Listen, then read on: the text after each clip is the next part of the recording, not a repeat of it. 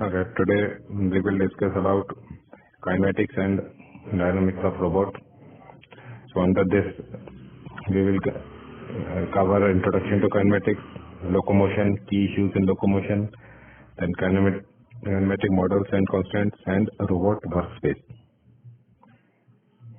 So kinematics, that is a science of describing the motion of objects using words, diagrams, numbers, graphs, and equations.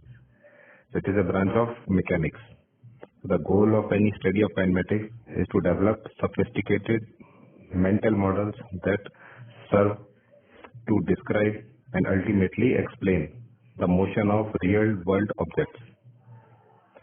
So robot kinematics and dynamics. Under this, in the study of robotics, the location of objects in three-dimensional space, that is a concern. So these objects are links of the manipulator, the parts and tools with which it deals, and the objects in the manipulator's environment. Here manipulator, basically robot, that is also a manipulator. It is autonomous. Okay, means it is intelligent. It can take decisions. Okay, so that is most concerned with the industrial applications, okay, which we will be discussing here in detail. Okay, after that, in the locomotion system, we will discuss about other type of robots, except industrial, okay, because they are having different type of locomotive system. Okay, so these objects are described by two attributes. First one is their position, and second is their orientation.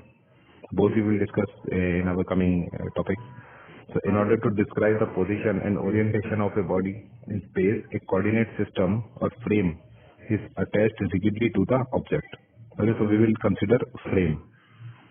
Okay, then the robot, the position and orientation of this frame with respect to some reference coordinate system is described.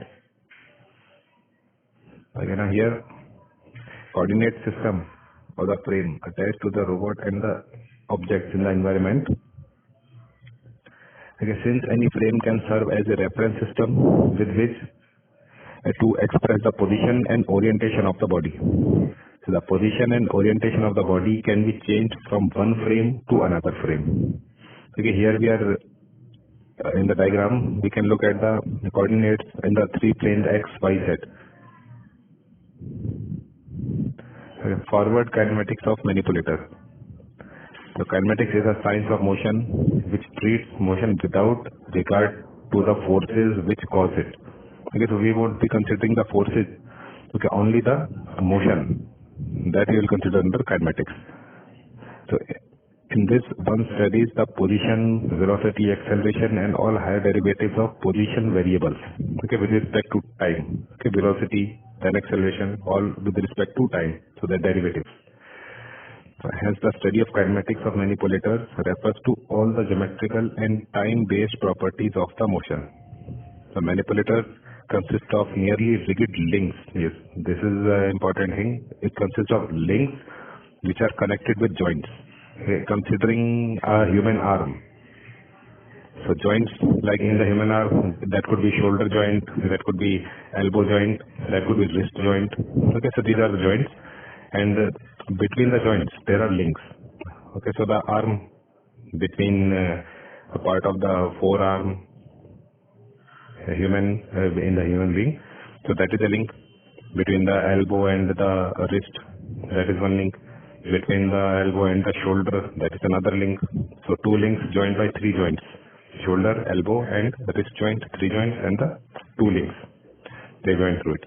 Okay, so these joints are usually instrumented with position sensors which allow the relative position of neighboring links to be measured.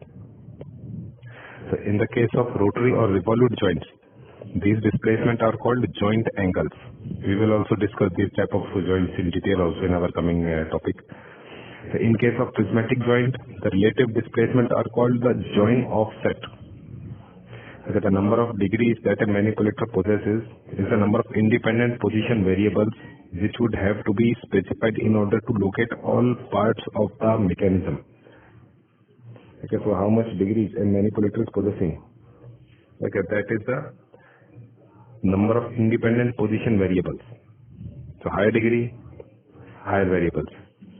So in case of typical industrial robot, okay, because manipulator is usually an open kinematic chain where one link is connected to a single joint. Okay, usually one link connected to one joint or single joint. Okay? So and because each joint position is usually defined with a single variable, so the number of joints equal the number of degrees of freedom. Because the degrees of freedom gives a direct measure of the flexibility in the manipulator or in the robot itself. That almost equals. In this case, usually it is equal to the number of joints. So robot kinematics and dynamics. So the robot arm kinetic deals with the analytic study of the motion of robot arm with respect to fixed reference coordinate system as a function of time. So the mechanical manipulator can be modeled as an open loop articulated chain with several rigid links connected in series by either revolute or prismatic. Because prismatic, that is sliding, because joints driven by actuators. So in a very basic problem, the study of mechanical manipulation is that of forward kinematics. So this is the statical geometrical problem of computing position and orientation of end effector of the manipulator. So here in the diagram, it is shown the base of a robot. From that, the joint and one link, after that the joint another link, and then joint another link, and then there is a tool, that is the end effector. The position of the manipulator is specified by giving the description of the tool frame which is attached to the end effector relative to the base frame which is attached to the non-moving base of the manipulator. Okay, now here forward and reverse kinematics. So in the diagram here we can see forward kinematics. The further direction is position and orientation of end effector 2. Prior to that is joint angles. Okay, then if position and orientation are derived from joint angles and link parameters, so that is we call forward kinematics. Okay, so here position and orientation. Okay, this is the number 2 block. Okay, that derived from joint angles and link parameters. Then we call it as forward kinematics. And if joint angles are derived from position and orientation of end effector and link parameters, then we call it as reverse kinematics. Okay, so we shall stop here for today.